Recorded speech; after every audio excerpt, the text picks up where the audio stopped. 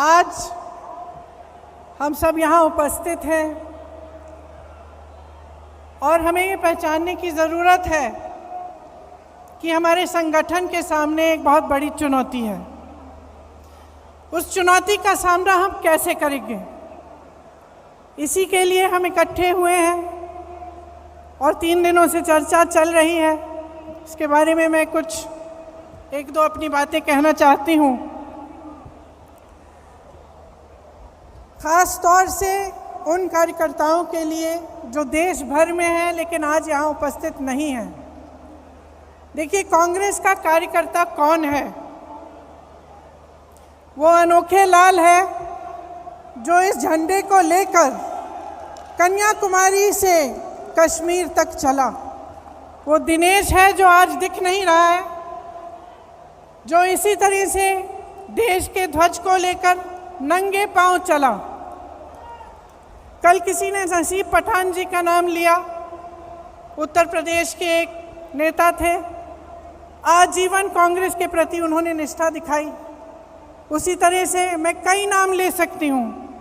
कल जब शोक प्रस्ताव हुआ, ईश्वर चंद शुक्ला जी का नाम नहीं लिया, लेकिन ईश्वर चंद शुक्ला जी, उनको टिकट नहीं मिला चुनाव में, फिर भी वे प्रचार किए और प्रचार करते करते उनका देहांत हुआ। मैं पच्चू पासी का नाम ले सकती हूँ, जो रोज़ सुबह वही सफ़ेद जूते पहनकर गांव-गांव जाते थे, कांग्रेस के लिए प्रचार करते थे, कांग्रेस का झंडा फहराए रखे। उनका भी देहांत हुआ। यूपी में हम मजाक में कहते हैं कि एक लाइफ लॉन्ग कांग्रेस सफरर होता है। जो यूपी के कार्यकर्ता हैं ये समझेंगे ये बात। जो कार्यकर्ता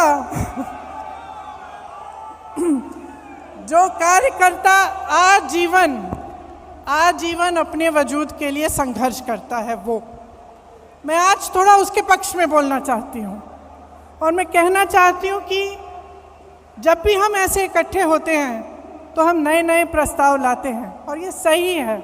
हमने कहा है कि मंडल तक हमें अपना संगठन बनाना है, ब्लॉक तक बनाना है, नए लोगों को जोड़ना है, लेकिन ये कर्मकांड नहीं होना चाहिए। ये प्रस्ताव कागज़ पे नहीं रहना चाहिए। इसको करने के लिए हम सबकी जिम्मेदारी बनती है कि हम गांव-गांव जाएं, ब्लॉक ब्लॉक जाएं और अपने संगठन को मजबूती से बनाएं।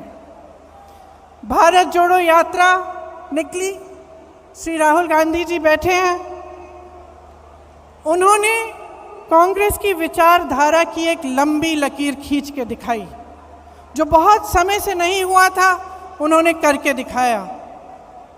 पूरे देश ने देखा कि कांग्रेस का कार्यकर्ता, कांग्रेस का नेता किस लिए खड़ा है, किस विचारधारा के लिए लड़ रहा है, उस विचारधारा का मतलब क्या है। ये काम भारत जोड़ो यात्रा ने किया। देश भर से लोग आए, कन्याकुमारी में आए, केरल में आए, मध्य प्रदेश में आए, हर जगह जहाँ जहाँ यात्रा गई वहाँ आए। जब कश्मीर में थे तो मैं कुछ महिलाओं के साथ खड़ी थी, यात्रा का इंतज़ार कर रहे थे हम। उन महिलाओं ने मुझे कहा कि 3 सालों से उनको घर से निकलने की हिम्मत नहीं थी, लेकिन इस यात्रा ने उन्हें हिम्मत दी, वे बाहर आए। तो ये हिम्मत दिलाना, ये हम कांग्रेस जनों का काम है, जो समझ रहे हैं कि देश में गलत हो रहा है, जो देश की राजनीति को देखकर समझ रहे हैं कि जो हो रहा है वो ठीक नहीं है। उनको एक प्लेटफॉर्म देना, उनकी आवाज़ को बुलंद करना हमारा काम है। जो नहीं समझ रहे हैं उन्हें भी समझाना, उनके पास जाना हमारा काम है। तो ये एक बहुत बड़ी जिम्मेदारी है। हमें अपने गिले शिकवे अलग करने पड़ेंगे, एकजुट होकर लड़ना पड़ेगा। हमें दिखाना पड़ेगा इस देश को कि आज नौजवानों के पास रोजगार नहीं है। जितने भी विज्ञापन हैं, जो भी दिखा रहे हों, जहाँ जहाँ हम जाते हैं रोजगार नहीं है। रोजगार क्या, जो नौजवान परीक्षा देते हैं भर्ती के लिए, वो घोटालों में उलझे हुए हैं। उसके लिए क्या प्रस्ताव है हमारा? ये कांग्रेस पार्टी इन 3 दिनों से जितने भी प्रस्ताव ला रही है, जैसे किसानों के लिए मैं आज पढ़ रही थी कि एक प्रस्ताव है कि न्याय योजना की तरह हमें किसानों के लिए एक योजना बनानी है। तो ये सब बातें पब्लिक तक पहुंचाना हमारा काम है और इसमें आपकी बहुत अहमियत है।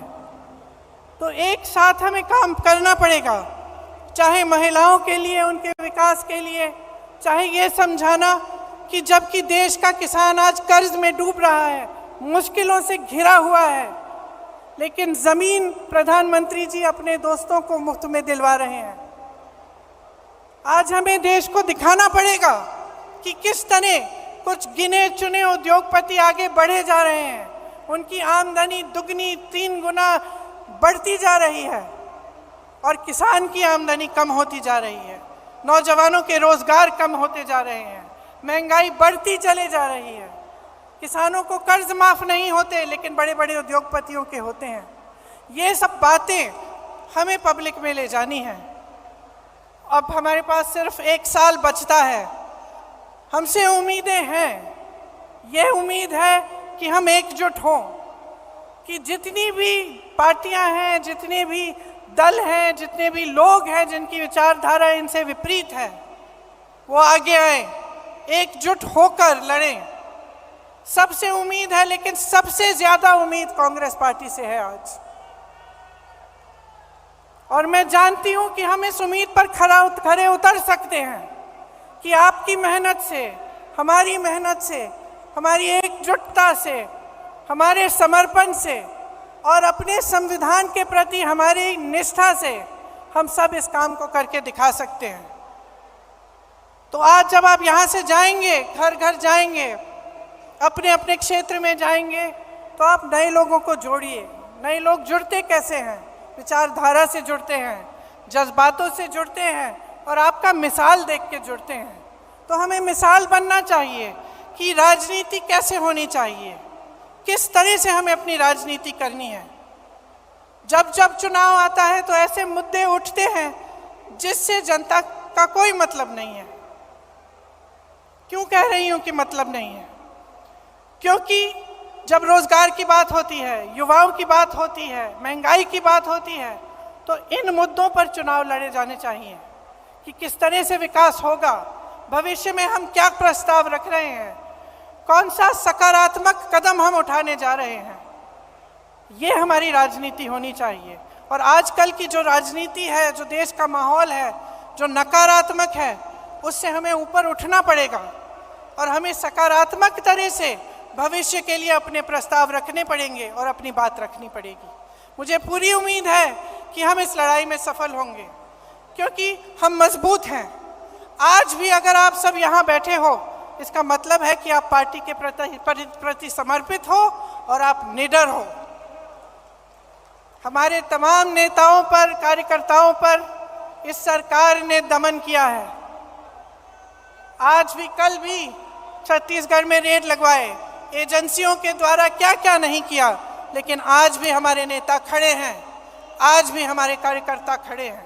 और मैं जानती हूं कि आपका संघर्ष क्या है। अगर हमें पूछताछ के लिए 2 दिन के लिए बुलाया जाता है तो आपको जेल में महीनों के लिए रखा जाता है। अगर हमें पुलिस घसीट के ले जाती है तो आप लाठियां खाते हैं। तो हम जानते हैं कि आप में कितनी हिम्मत है।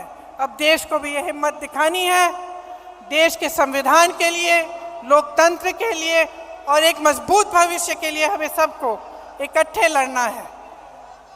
आप सबको बहुत बहुत धन्यवाद। जय हिंद, जय कांग्रेस।